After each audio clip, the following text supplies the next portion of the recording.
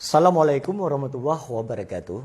Hamdan syukralillah, salatan wassalaman ala rasulillah wa ala alihi wa sahbihi wa man tabi'ah, amma ba'du.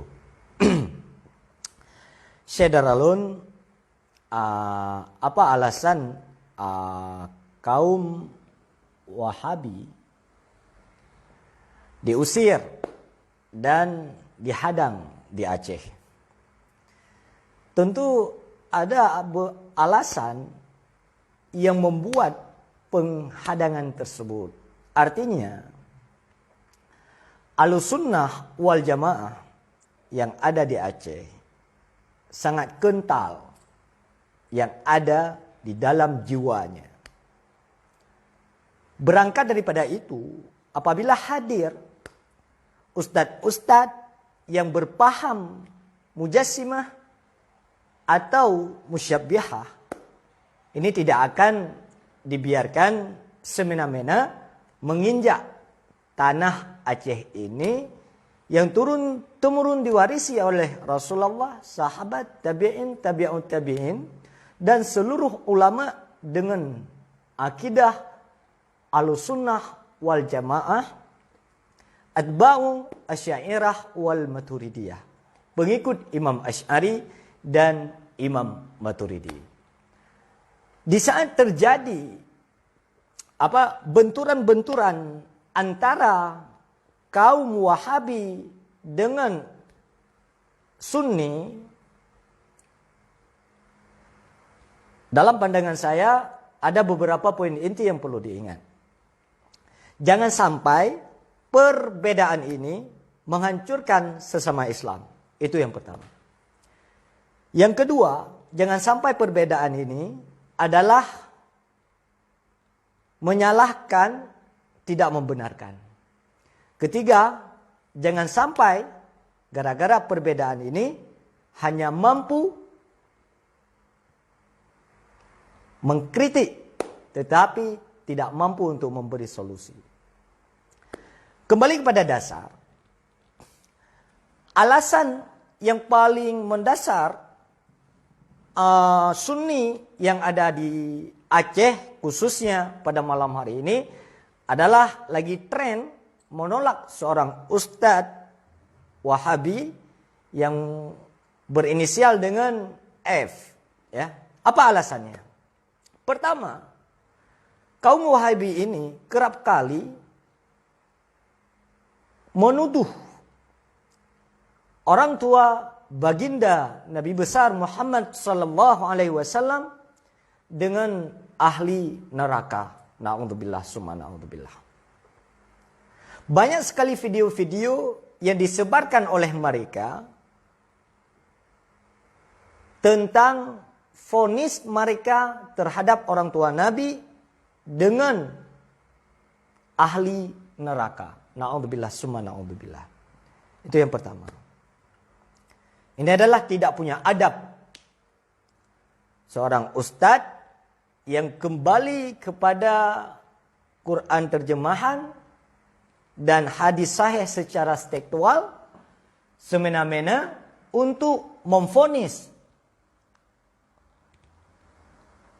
orang tua Nabi sallallahu alaihi wasallam dengan ahli neraka. Ini adalah salah satu kesalahan.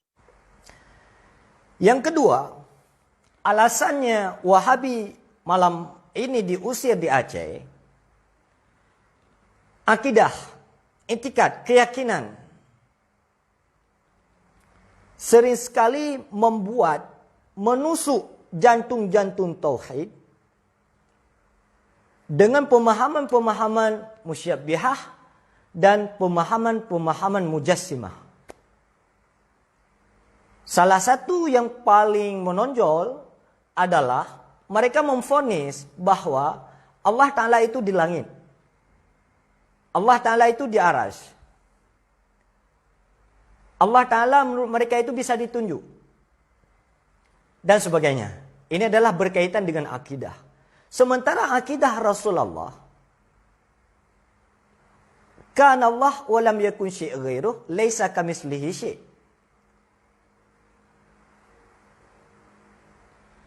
adalah Allah Ta'ala sebelum ada sesuatu apapun, dan tidak ada sesuatu apapun yang serupa seperti Allah Ta'ala. Secara tidak langsung, di saat kita memvonis, memfatwakan Allah Ta'ala berada di langit, berarti kita sudah memvonis Allah Ta'ala itu bertempat. Secara tidak langsung. Kenapa? Di saat bertempat, berarti dia berbeda dengan makhluk, karena makhluk bertempat. Oh, kita bilang, tempatnya Allah Ta'ala kan berbeda dengan tempat makhluk. Ini dijawab di dalam kitab Ummul Barahin. Ini adalah salah satu etikat si Asun.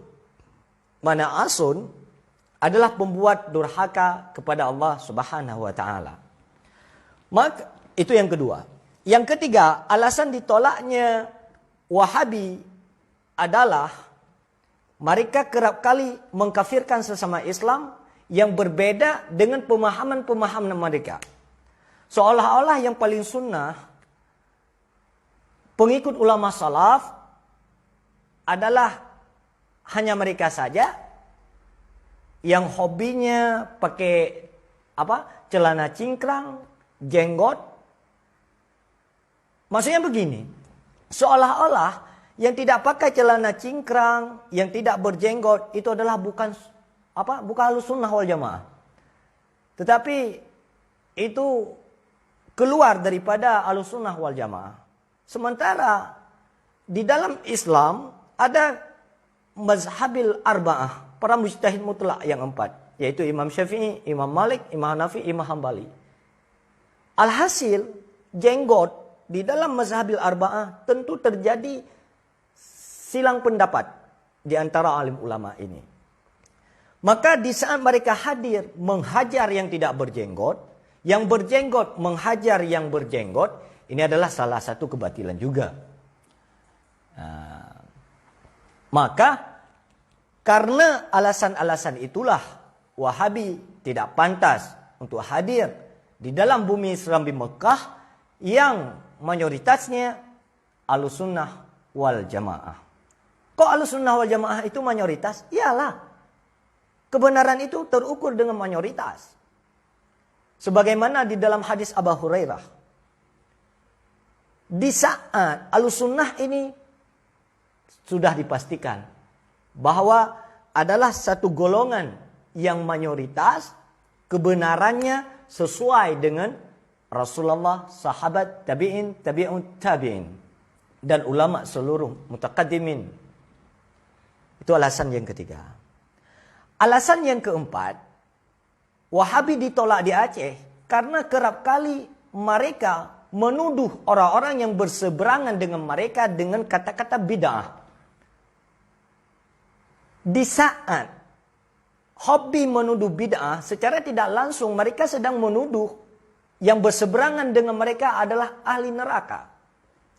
Kenapa? Karena kullu bid'atin dalalah fadalalatu finnar. Tiap-tiap bid'ah itu adalah sesat. Tiap-tiap yang sesat adalah ahli neraka. Maka Anda bid'ah, antum bid'ah. Secara tidak langsung dia memvonis ahli neraka kepada orang yang berseberangan dengan mereka. Kepada siapa yang divonis bid'ah? Yang pertama adalah orang yang hobi merayakan Maulid dan Nabi SAW. Itu yang pertama. Yang kedua, yang melakukan tahlilan. Yang ketiga, yang tawassul. Yang keempat, yang ziarah kubur. Dan sebagainya. Artinya apa? Banyak amalan-amalan Wahabi ini yang menentang dengan Ahlussunnah wal Jamaah yang sudah ada stempel dari Rasulullah. Ahlussunnah An-Najiyah adalah Imam Asy'ari dan Imam Maturidi. Maka Syiah jelas sesat. Sementara Wahabi adalah jelas paling berbahaya. Antara nisbah Syiah dengan Wahabi, kalau Wahabi lebih berbahaya, kalau Syiah lebih sesat. Mana yang paling parah? Lebih parah yang paling berbahaya. Karena yang sesat sudah jelas dia sesat. Mereka berslogan dengan Quran, Sunnah, hadis-hadis yang sahih.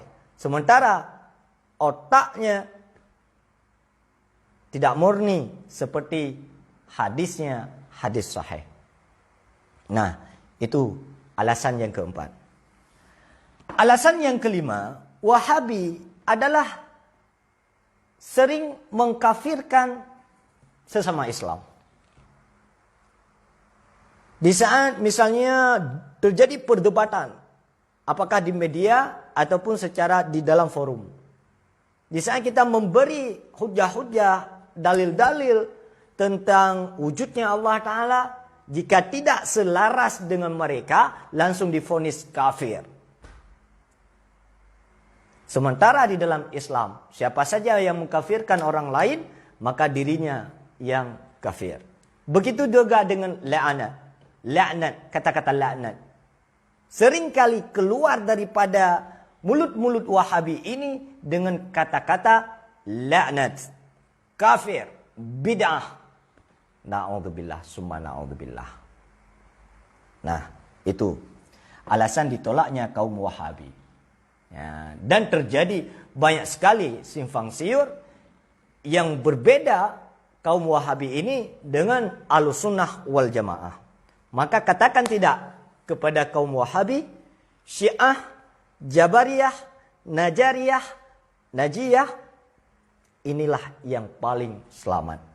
Maka dalam hal itu, pantas dan wajar Wahabi ditolak di Aceh. Karena Aceh jelas kemurnian etikatnya, jelas kemurnian amalannya. Siapa yang bertanggung jawab terhadap fenomena yang terjadi pada malam hari ini? Ini adalah tanggung jawab kita bersama. Usahakan ke depan jangan ada lagi terjadi problem-problem yang seperti ini. Kenapa? Satu sisi, karena ini dapat menjatuhkan marwah kita, bangsa Aceh. Sisi yang lain, karena itu dapat membenturkan ukhuwah antara sesama Islam. Karena walaupun berbeda i'tikad keyakinan, karena kufur i'tikadi sungguh berbeda dengan kufur yang keluar daripada Islam. Ini perlu dibedakan. Oke, itulah alasan-alasan yang menonjol Wahabi sangat tidak pantas untuk hadir di dalam bumi Aceh ini. Maka kesimpulan kecilnya, Wahabi jangan biarkan mereka hidup di sini karena kerap membuat kerancuan bagi kita umat Islam. Itu memang sudah digambarkan oleh Rasulullah. Sayati zamanun, akan datang pada satu masa, pada satu zaman.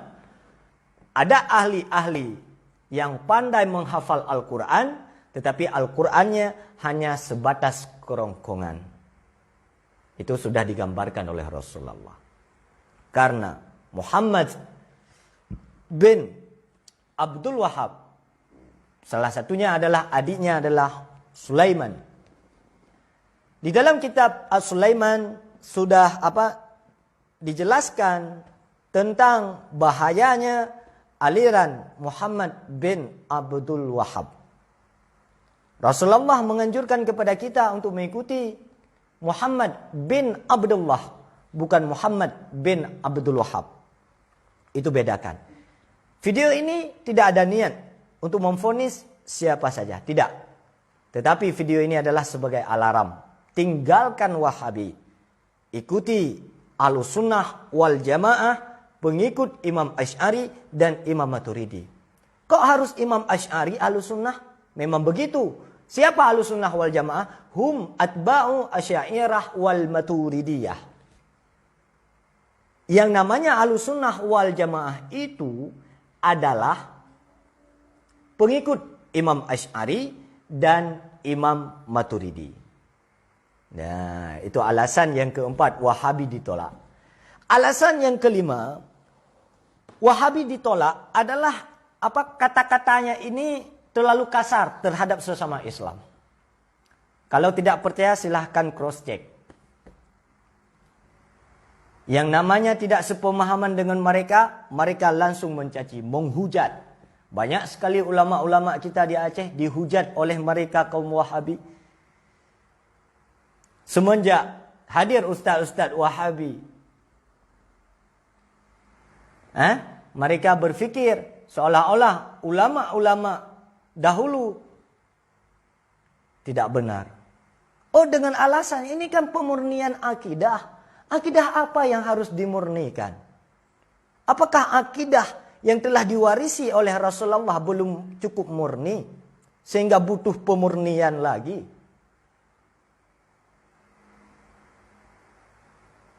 Anda waras.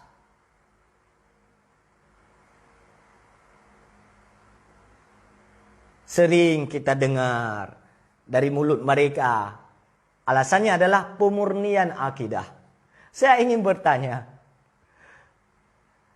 apakah akidah yang telah diwarisi oleh Rasulullah kepada sahabat, kepada tabi'in, kepada tabi'ut tabi'in belum cukup murni sehingga butuh pemurnian?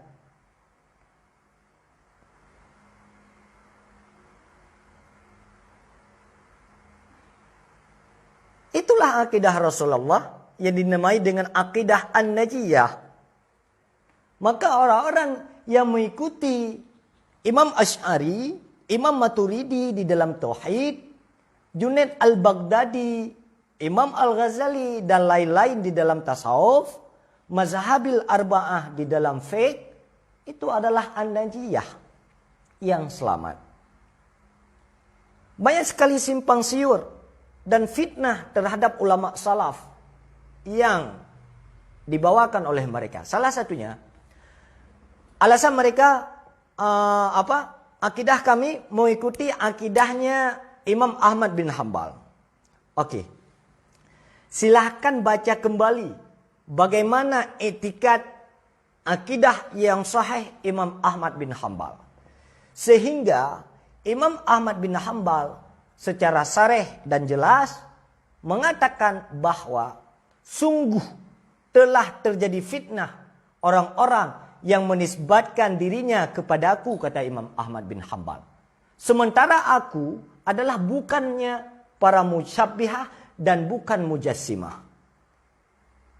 Kenapa sangat sulit bagi Anda untuk meyakini bahwa Allah Ta'ala ada tanpa tempat? Allah Ta'ala ada bukan di mana-mana. Allah Ta'ala ada tanpa tempat. Bukan di langit, bukan di aras, bukan di mana-mana. Oh, kita jawab. Tiap sesuatu yang ada pasti bisa ditunjuk, bisa dilihat dan sebagainya. Inilah salah satu argumen yang salah di dalam beriktikad. Karena argumen yang benar di dalam beriktikad, di saat Anda mampu meyakini Allah ada tanpa tempat dan tidak ada argumen untuk mencari tempatnya Allah Ta'ala. Maka ulama salaf, ulama khalaf sepakat untuk mentakwil dan mentafwid. Di dalam Al-Quran, firman Allah Ta'ala ini tidak sempit. Seandainya semua bisa kembali kepada Al-Quran, cukup semuanya beli saja Al-Quran terjemahan. Di saat ada orang yang mencari hukum, tinggal buka Al-Quran, baca terjemahan, kemudian fatwakan hukum. Sementara kalam di dalam Al-Quran adalah memiliki makna yang luar biasa dan dalam. Maka ulama-ulama salaf, ulama khalaf mentafwid. Di saat ada ayat-ayat yang memiliki banyak maknanya, seperti misalnya Allah Ta'ala berfirman, Ar-Rahmanu ala arsyistawa. Allah Ta'ala beristiwa di atas arash. Istiwa maklum, kata Imam Nawawi, kata Imam Malik. Di saat kita tidak mau mentakwil, ya udah tafwid. Ma huwa tafwid? Apa makna tafwid? Artinya serah sepenuhnya makna yang terkandung di dalam Ar-Rahmanu ala arsyistawa. Bagaimana istiwanya Allah Ta'ala? Jangan tanya bagaimana, kaifa, bagaimana, jangan. Jangan tanya mata, kapan, jangan. Serahkan Ar-Rahman wa ala arsyistawa, hanya Allah Ta'ala sendiri yang tahu makna yang terkandung dalam Ar-Rahman wa ala arsyistawa tersebut. Oh, jika tidak mau tafwid, ya udah takwil. Ar-Rahmanu ala arsyistawa, kita takwil daripada makna tekstual kepada makna yang lain. Misalnya, kita takwil makna Ar-Rahmanu ala arsyistawa kepada makna menguasai. Sesuai dengan kata Sayyidina Ali bin Abi Thalib, Allah Ta'ala menciptakan aras sebagai bentuk kekuasaannya. Limadha? Kenapa? Karena aras adalah satu makhluk yang paling besar di antara makhluk-makhluk Allah Ta'ala. Begitu jeli dan teliti ulama salaf di dalam mengkomodir umat ini supaya jangan jatuh di dalam kesesatan. Tiba-tiba pada zaman now ini datang ustadz-ustadz. Lulusan inilah, lulusan itulah. Yang sengaja mereka hadir menusuk jantung-jantung tauhid. Sehingga orang-orang yang minim ilmu tentang ilmu tauhid membuat mereka rancu. Timbul pemikiran, pemahaman-pemahaman yang membuat seolah-olah akidah yang telah diwarisi oleh ulama salaf tidak benar. Yang benar adalah salaf now. Ini adalah salah satu pemikiran yang batil. Na'udzubillah summa na'udzubillah. Wal'iyadzubillah. Kita berlindung daripada Allah, daripada akidah-akidah bid'ah yang tidak sesuai dengan akidah Rasulullah sallallahu alaihi wasallam. Maka ulama sepakat, hadir mereka menyimpulkan etikat Ahlussunnah wal Jamaah di dalam etikat 20. Dari wujud kidam baka mukhalafatul lil hawadis qiyamu binafsih wadaniyah kudrah. Banyak sekali ulama-ulama yang murni NU, mereka menafikan Allah Ta'ala ada tempat. Apa keuntungan bagi Anda di saat Anda mampu membid'ahkan orang yang tahlilan, mampu membid'ahkan yang tidak berjenggot, mampu membid'ahkan yang tidak cingkrang, mampu membid'ahkan yang tidak kunut, mampu membid'ahkan yang diarah kubur, mampu yang membid'ahkan orang-orang yang merayakan melakukan maulid. Apa manfaatnya bagi Anda? Tidak ada. Itu malah membuat kerancuan. Banyak sekali kok ustadz-ustadz yang datang dari Pulau Jawa ke sini tetapi tidak diusir seperti malam ini. Itu tandanya tidak benar. UAS hadir ke Aceh. Berapa kali beliau hadir? Dijemput, dimuliakan, dibanggakan. Tidak pernah diusir. Tiba-tiba datang ustadz yang sok sunnah. Langsung diusir. Cross check. Itu adalah salah satu kesalahan. Kami bukan anti terhadap sunnah. Bukan. Kami anti terhadap sunnahnya Wahabi. Namun tidak anti terhadap sunnah Nabi. Berbeda antara sunnah Nabi dengan sunnah Wahabi. Bagi Anda jamaah yang mengikuti pemahaman pemikiran Wahabi, sudah bisa taubat. Jangan lanjutkan. Jangan lanjutkan. Oke, paham? Maka wajar Anda diusir. Memang negeri Aceh ini tidak layak diinjak oleh akidah-akidah yang bid'ah. Paham?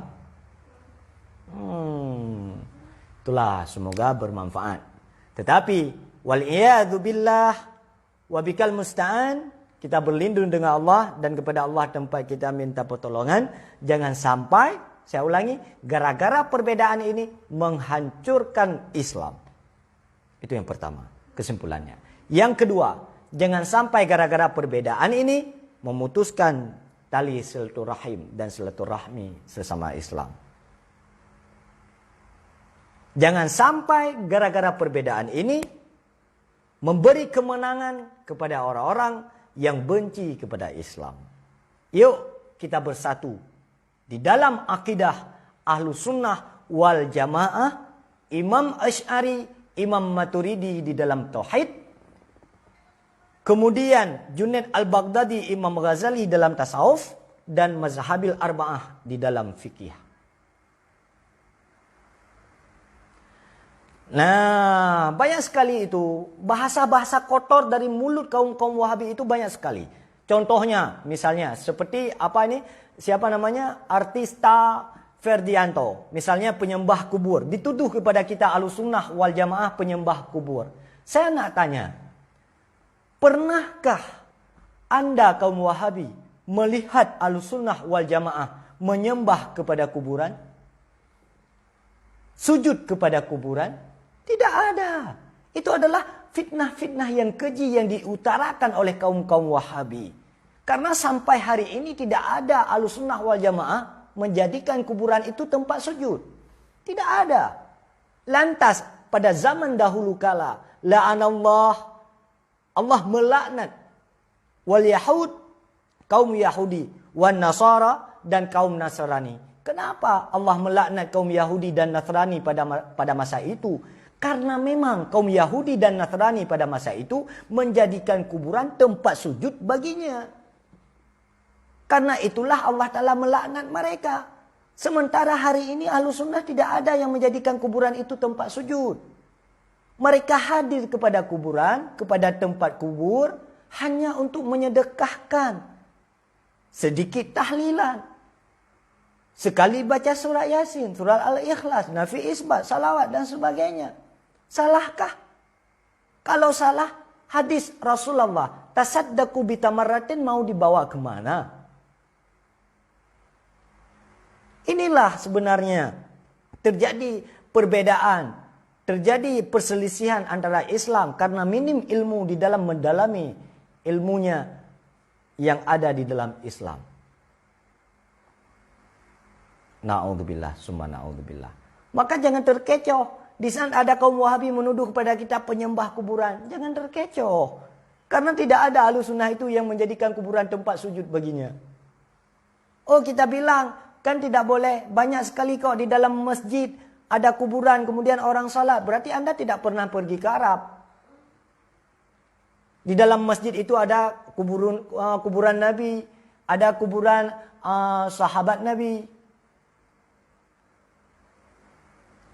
dan sebagainya. Ya kan?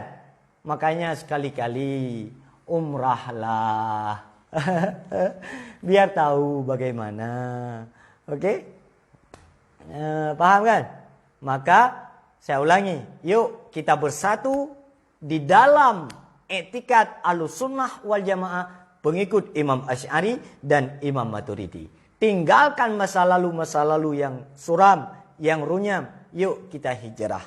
Maka bilang sama Dilan, yang berat itu bukan rindu, tetapi yang berat itu adalah hijrah daripada pemikiran Wahabi, Syiah, Mu'tazilah, Najariyah, dan Jabariyah kepada etikat yang murni, yaitu Ahlussunnah wal Jamaah. Sampaikan kepada Dilan. Oke. Ya kan?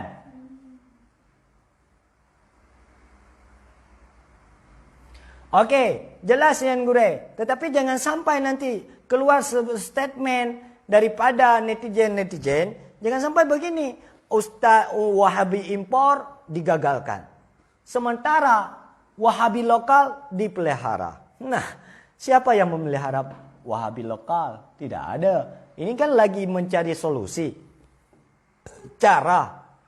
Yang jelas, Wahabi harus dimusnahkan karena kerap melahirkan pertikaian. Oke? Maka salah satu, saya ini pernah sampaikan, salah satu paham pemikiran Yahudi kepada orang Islam adalah menggencarkan kembali pemahaman-pemahaman Ibnu Taimiyah yang dulu sudah ditelan oleh masa.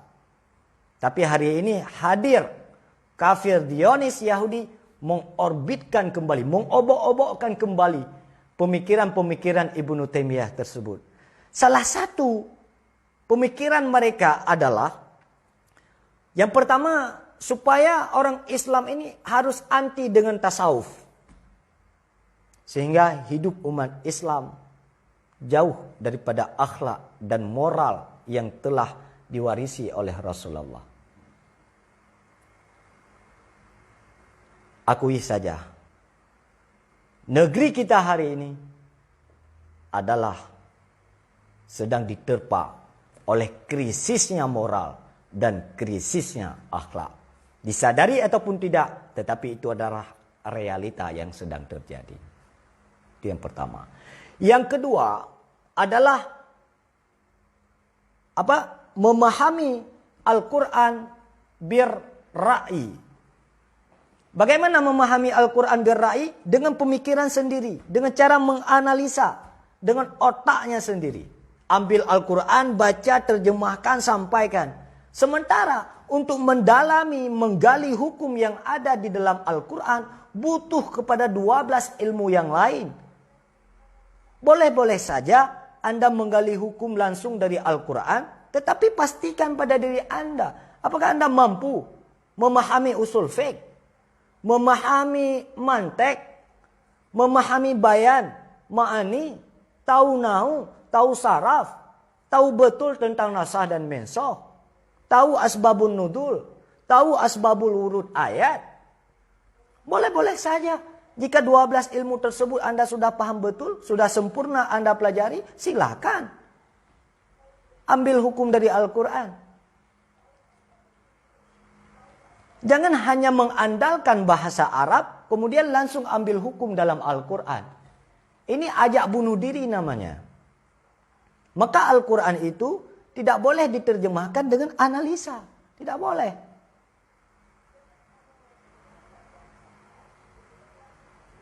Itu adalah salah satu pemikiran Yahudi yang digencarkan kepada umat Islam hari ini. Percaya ataupun tidak, silahkan lihat realita yang terjadi. Na'udzubillah, summa na'udzubillah. Itu yang kedua.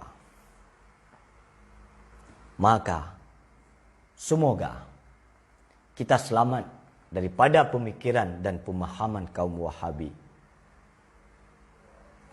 Tetapi ingat, Wahabi itu ada 3 sekte.